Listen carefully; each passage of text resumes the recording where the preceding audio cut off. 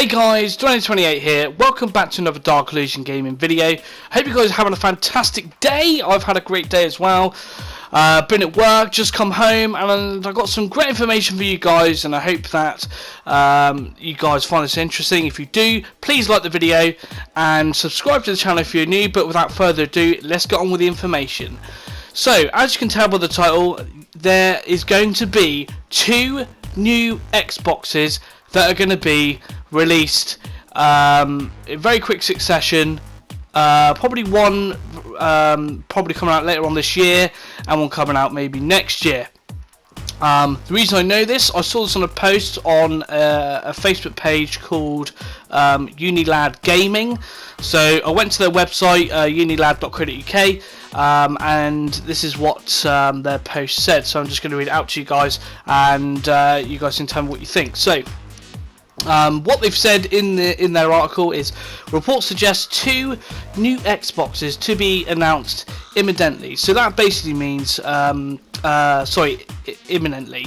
So basically what that means is that there's going to be 2 new Xboxes being released quite close together, and I don't know if you are aware, but Sony are releasing a new version of their PlayStation 4, rumoured to be the PlayStation 4.5, which is going to have better graphics, going to be a lot more powerful, and things like that. And obviously Microsoft have obviously coming back with doing something very similar. So these new reports suggest that Microsoft have not 1 but 2 new Xbox consoles on the way, as well as a number of streaming devices as well, which sounds pretty cool. According to a guy called Kotaku, and backed up by Polygon, Microsoft is expected to announce at least one of their new devices at E3 next month. So we've only got a month to wait to hear about one of their new devices that they're releasing. So this is fantastic news. And obviously later this year, we'll see the release of a cheaper, more compact Xbox One. So obviously it's going to be a cheaper version. Probably not going to have as much memory or something like that. Not too really sure what they mean, but obviously you guys can have a chat in the comments and let me know what you guys think about that. But next year, Microsoft are rumoured to release a more powerful version of the console, which is going to obviously be more in line of the PlayStation 4.5.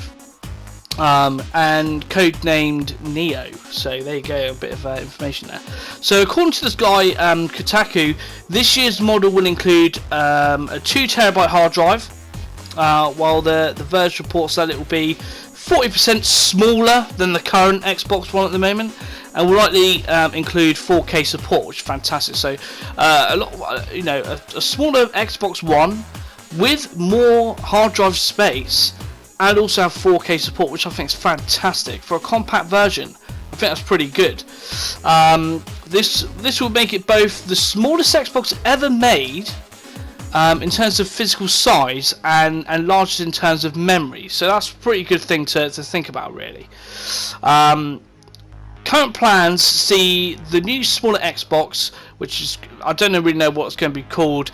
Might be called the Xbox Half or something like that. But it's going to be announced at E3, and it's going to be released in August this year. The pricing hasn't yet been finalised, so not quite sure how much it's going to cost. I have a feeling they're going to charge the same amount that the Xbox One costs right now, and maybe increase the normal Xbox One price, or lower it, something like that. I'm not too sure. So this certainly lines up with the reports from last month. So apparently last month there was a slight rumours about this, when someone called Brad Sams wrote on a trusted Microsoft source, and obviously he said that we'd see a new Xbox and controller unveiled at E3. So that's pretty interesting stuff.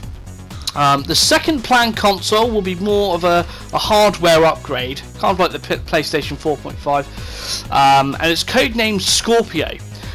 This more powerful model is said to run at 6 teraflops, which is 4 times the power of the current Xbox One. I mean, just think about that for a second.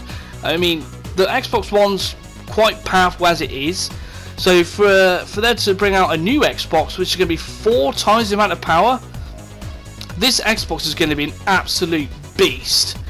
So for further comparison, the PlayStation Near, or the PlayStation 4.5, is currently rumoured to run at 4.14. So it sounds like the new Xbox One isn't mucking around, basically, with this. It's going to be quite insane.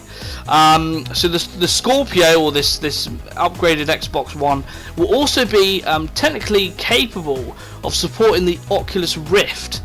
Obviously a move that wouldn't be too surprising. I mean, hence PlayStation 4 or Sony, should I say, are going to bring out their own virtual reality headsets. So obviously Microsoft needs to do something to get in line with that.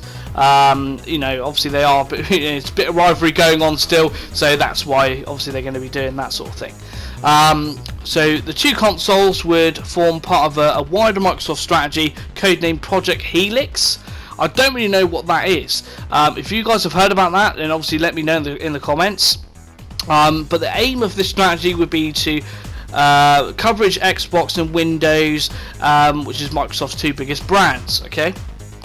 Developer sources have told Kotaku that Microsoft's new mandate is to release future games across both platforms.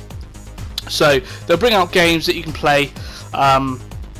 The same game you can play on either console, so that's fine. So you're not missing out on anything there.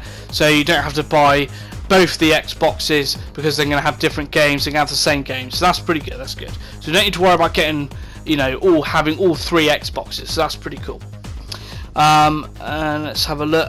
Interestingly though, Kotaku have also heard that instead of one hardware revision every 5 years or so, Microsoft plans to move towards more frequent hardware releases and games that are both forwards and backwards compatible across both Windows 10 and different Xbox models, which is fantastic. I mean, if you can do backwards compatibility with Xbox, that'd be fans would absolutely love that.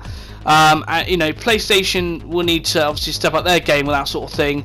I understand they've got their PlayStation Now feature, but I think they're going to need to do something else as well to be more in line with that with the Sony fans. So,